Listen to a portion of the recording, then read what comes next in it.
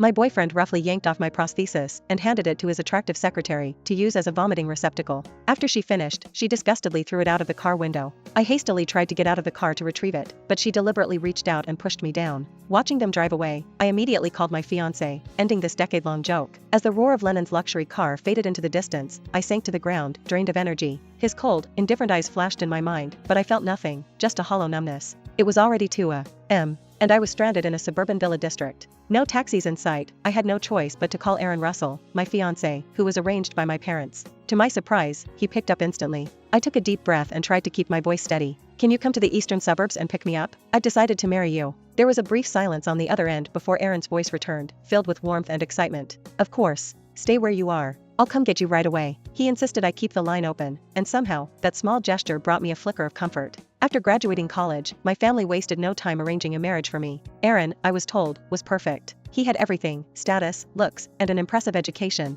But back then, my heart was already with Lennon. I had been willing to give up my inheritance to support him in starting a business. I started from the very bottom as a sales rep, working tirelessly alongside him. Over time, the company grew and flourished. Lennon became the CEO, but I remained a mere employee. Seeing this, my parents urged me multiple times to return to the arranged marriage to strengthen our family's company, but I firmly refused, wanting to stay by Lennon's side. But now, his disregard for me and his infatuation with a secretary he barely knew had chilled me to the bone. When I learned Aaron was still waiting for me, I began to entertain the thought of leaving. Sitting by the roadside, I glanced down at my incomplete left leg and let out a long sigh. My phone vibrated. It was a video from Betty. I opened it. The screen showed Lennon tenderly helping Betty into a bedroom. He gently laid her down on the bed, dabbing her face with a warm towel. His eyes were filled with affection. "If you're feeling sick, just rest. I'll stay here with you," he murmured, his long fingers stroking her back. He even hummed a lullaby, patting her soothingly as if she were the most precious thing in the world. Tears welled up in my eyes as I watched. Lennon had once cared for me like this, too. He had stayed up with me through sleepless nights, patiently comforting me until I drifted off. 3 years ago, I'd been in a car accident while on a business trip.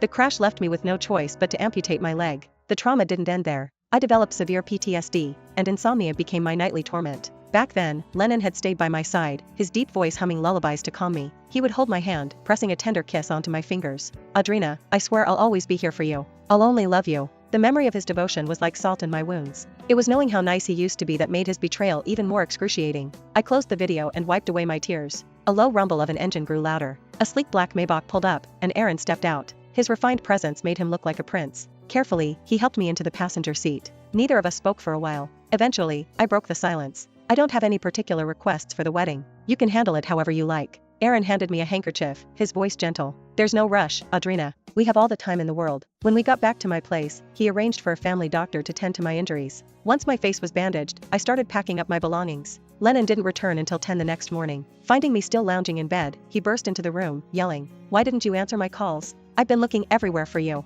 I almost called the police. For years, I had made it a point to respond to Lennon immediately, always afraid of not being there when he needed me. Yet whenever I tried to reach him, I had to go through Betty to make an appointment. I smirked coldly and lazily reached for my phone, charging beside my pillow. With a casual glance, I saw over 50 missed calls, spanning from 8 to 10 in the morning without a break. I glanced at Lennon and said flatly, "Oh." The phone was on silent. Lennon lost his temper instantly. He stormed toward me, pointing a finger in my face, and roared, "Audrina, what's your problem this time? Losing a leg doesn't mean you can't take care of yourself. Betty drank that much for the sake of the company." Of course, I had to take care of her first. "Honestly, it seems losing your leg also made you lose your mind." I lifted my head and met Lennon's furious gaze calmly, without any reaction. Perhaps it was the indifference in my eyes that unsettled him. He hesitated for a moment, then quickly pulled a gift box from his jacket. With a sigh, he softened his tone, though his words remained awkward. "Sweetheart, I'm sorry. I misspoke earlier. Our wedding is only a month away. Stop acting irrationally and jealous. This is a gift I specially picked for you. See if you like it." I glanced at the box. Inside was a bottle of fig-scented perfume, the fragrance Betty wore most often.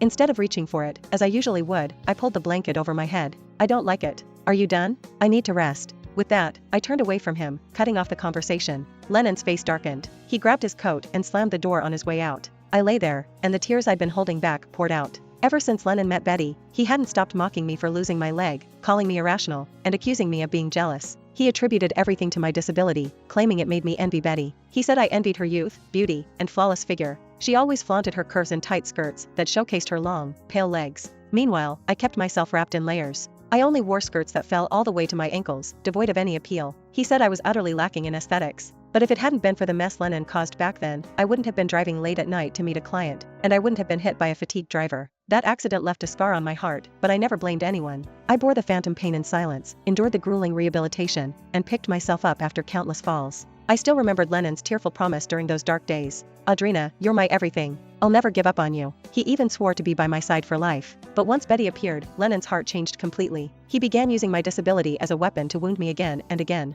Outside, I heard him on the phone. His tone was entirely different now. He was soft, even tender when he was talking on his phone. He must have put the call on speaker because Betty's coquettish voice drifted in clearly. Mr. Harrison, you've been with me all night. Go get some rest, or I'll feel so bad for you. Her words were dripping with flirtation, deliberately loud enough for me to hear. I covered my ears, shutting out the noise. I didn't know what else they said. After washing up, Lennon hurried out again, as he often did since Betty became the CEO's secretary. He was rarely home these days, and whenever I asked, his responses were either dismissive or disdainful. Do you really have nothing better to do? I don't need to report my whereabouts to you. Looking at our chat history, a sea of unanswered green bubbles, the love I had nurtured for years faded to nothing. After sleeping off my exhaustion, I drafted a resignation letter. Then, I called my private doctor to deliver a new prosthetic leg. Once everything was in order, I returned to the office to handle my departure. But just as I arrived at the entrance, I ran into Lennon and Betty, walking arm in arm. Betty leaned close to his ear and whispered something that made him laugh, his face lighting up with delight. In the past, I might have rushed over to tear them apart. But now, I felt nothing. When Betty noticed me, she stepped forward with a fake smile. Hey, Audrina,